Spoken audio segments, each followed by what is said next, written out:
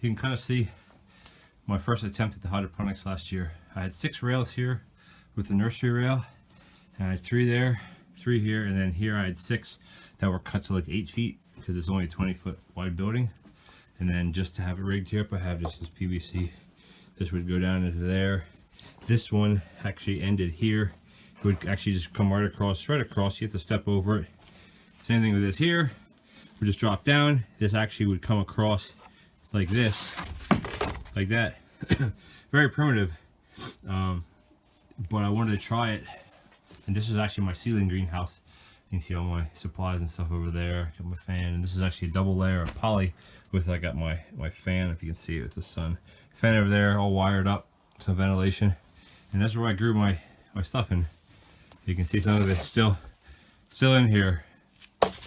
But the plan for this greenhouse this coming year is I'm going to do seedlings in here again, like once they're out of the house. And then what I'm going to do is turn this into my nursery, or to grow things like basil. And I'll do is I'll extend this all the way across to here, and then I'll do the same here all the way across. I mean, again, these are only 8 feet, so I had to cut them, which is a shame. But that way it'll give me, I don't know, I'll have something like 25 rails in here, and they're like 8 inches apart or something like that. Again, my first attempt at this last year, and I'm just, it's February 6th right now, so it's quite cold in here. But this is kind of the the setup that I had. Once the seedlings were done, I wanted to do some hydroponics, and it actually worked. If you can see here, excuse all the mess, like I have my pump down in this tub, this toad here, and it would come up this black poly pipe, go across here, and you have your, I can't pull it out right now, but you have your drip lines just attached through here. And then this actually ran across all the way down, all the way across. So once you got over there, you didn't have much pressure. But that'll be changed. And see how this kind of just taped up, just, you know, have it kind of rigged up here. But this is kind of what your nursery channel would look like. These are about, I think, like 2 inches apart or something like that. And once you have, again, it's just, I just have it rigged up on these little net cups. But for last year, for what I needed it, it worked. And once my seedlings are done in here this year, like this is a view from, I built this 2 years ago. Actually, excuse me, like fall of 2016. This building here got power to it and everything. Well, I guess the power's off right now. I had water to it and everything, just for the summertime water. I didn't get I have a whole bunch of things here. I had 4 control unit solenoids to control the water in the greenhouse and the gardens, and I didn't take things off quick enough, and all the PVC split. We had a real hard freeze in November before I was able to do it. So I have to replace all that this year, but I'm going to really scale back with all this stuff here. I spent a lot of money doing this, and it worked really well last year, but I'm not going to go that route this year. I want to turn this greenhouse, at least this whole section. I might leave the stuff over here because it's not enough room.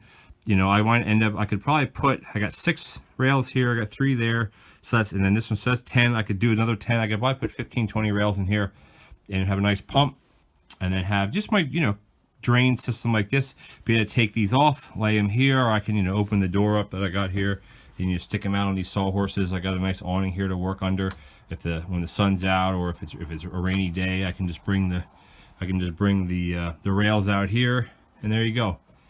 And this here, I got my hole saw here. This is a hole saw I use. This is actually, it doesn't tell me. It's all scratched off, so I have no idea if these are actually 2-inch holes or they're 1 in like 5/8. I'll actually get that information for you. I can't see it on here. Sorry about that. But as far as what the size is, but I use that to drill the holes. And when you drill these holes, you go forward to get the nose in, and then you turn it in reverse, and you actually burn a hole, and it leaves the edges very clean. I mean, again, ignore the dirt, but leaves the edges clean. They're not sharp hardly at all. If you do it the other way, it'll tear up your edges. At least that's what I've learned. But anyway, some of you guys are asking about this. I'm out feeding the horses right now, and while they're eating, I got 14 to feed while they're eating. I wanted to come in here and kind of show you what I got set up. This just comes off the roof of my shed. I got a 12 by 14 foot shed just for storage and everything. I got it all, you know, with foam and everything. So I don't heat this, but come April, I have plants out here, greens out here. Come May, I got all my warm weather seedlings, tomatoes, cucumbers. which I still will. So all this stuff will be kind of gone, and then it'll come back. But that's why I got the shed to store it. But anyway, this is my first little attempt. There's nothing to actually show. I have a clip from last year, just when these rails were just put in with the water running. I'll put that at the end of this video.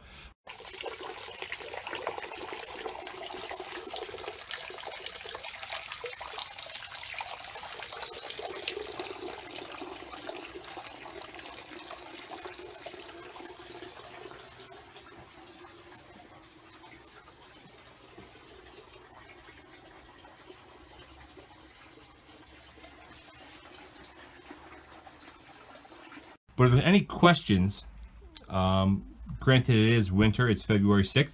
If there's any questions as far as how I had this set up, I mean, everything's kind of just rigged up just for this year. But I got a lot of production out of it, and you know, I got a number of rails here. I got 3, 6, 12, 15, 18 rails here roughly that I bought, and they were $13 a piece. I mean, you're talking $250. The benching and everything, that was all here, but you know, I probably spent $300, $350 on the system that I have here just for the materials, the pump, the PVC pipe, etc.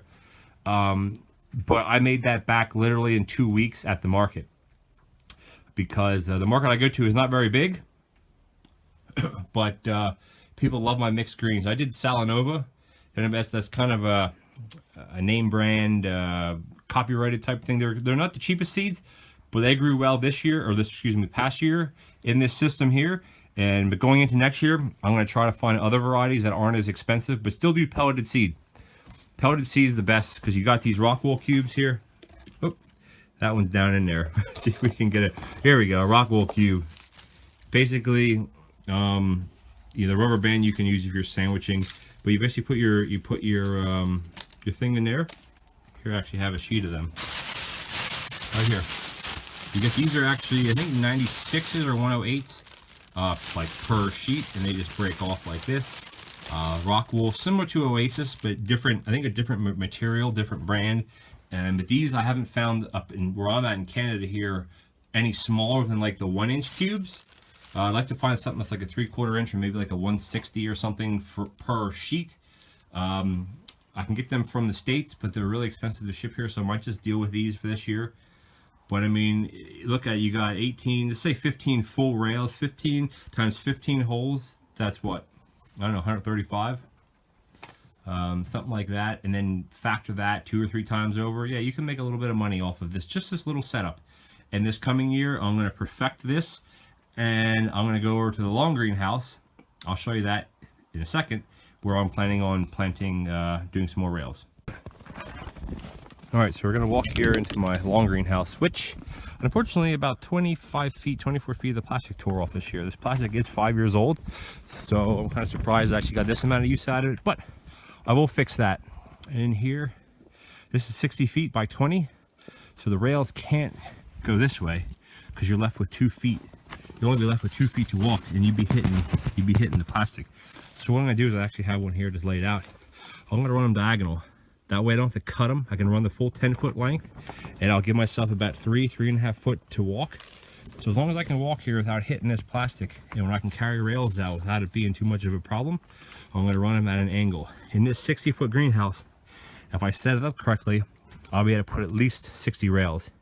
There's a big chunk of change up front, but what I had in the small greenhouse there, the propagating house I call it, seedling greenhouse, I had 18 rails. Roughly 18 rails, not full length, but 18 rails. If I can triple that amount plus use that as a nursery, I think I'll be able to do really well here. Again, this is not for use for the summer, in the wintertime. I have fans here. There's no heat. It's only single layer poly. Got busted windows down here, but this will be used, you know, come end of April or so, beginning of May at least. I'll have rails in here, and I'll have it going. So make sure you come back and follow me, because as I build this thing, again, it won't be until probably March or April, a few months yet. I'll have it all set up before I start producing, and I'll take you guys along for the ride, of course. So I'll see you then.